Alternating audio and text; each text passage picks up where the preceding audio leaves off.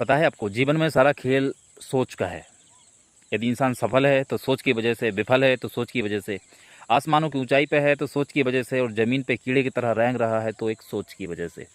आज राजा है तो सोच की वजह से, रंक है तो सोच की वजह से, साधु है तो सोच की वजह से, और साधक है तो सोच की वजह से। दोस्तों, आज अगर कि जीवन में इंसान अपनी सोच पर काम कर ले तो 90% चांस है कि वो सफल हो सकता है। 99% चांस है कि वो सफल हो सकता है।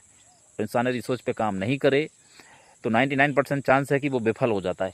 आपने देखा होगा कि बहुत सारे ऐसे लोग हैं जिनका आज माइंड सेट ठीक नहीं है, जिनको हम बोलते हैं साइको, पागल। उनका किसी प्रकार का कोई स्टार्टअप नहीं है, किसी प्रकार की कोई ज़िंदगी नहीं है। जीवन में क्या सही है क्या गलत है उनको पता नहीं है।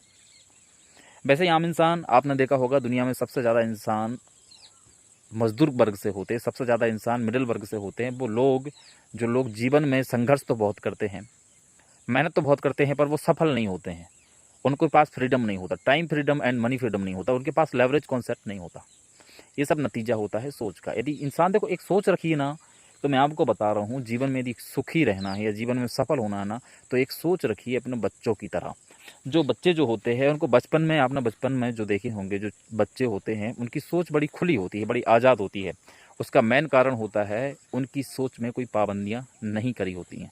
उनकी सोच में ये होता है कि जो उनको दिख रहा है या फिर वो जो सोचते हैं वो उसे सफल कर सकते हैं, वो उसे पा सकते हैं, और वो हकीकत में होता भी वही है। पर फ़र्क ये होता है कि जैसे ही हम एक एजेस हो जाते हैं, एक हमारी जो एज होती है समझदारी वाली, जो हम जिस एज में हम एंट्री करते हैं, उस टाइम पे हम अपने सपनों में, अपनी उड़ान में, अपने काम में, अपने विज़न में हमेशा हम रोक टोक करके, ब्रेक लगा लगा के हमारे थिंग्स को हम ये महसूस करा देते हैं कि हम ये नहीं कर सकते।